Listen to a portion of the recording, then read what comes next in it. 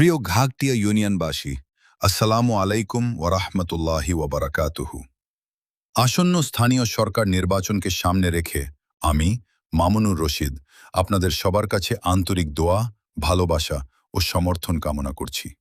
আমি দৃঢ়ভাবে বিশ্বাস করি জনগণের সেবাই একজন জনপ্রতিনিধির সর্বোচ্চ দায়িত্ব।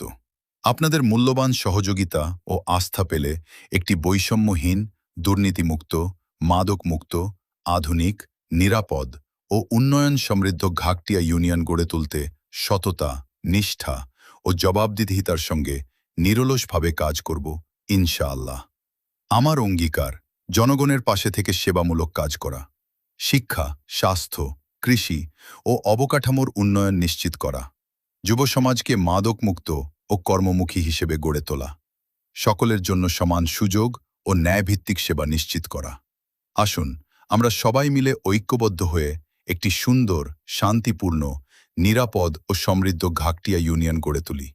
আপনাদের দোয়া, ভালোবাসা ও আস্থাই আমার সবচেয়ে বড় শক্তি। মামুনুর রশিদ, চেয়ারম্যান পদপ্রার্থী, ৫ নম্বর ঘাগটিয়া ইউনিয়ন পরিষদ।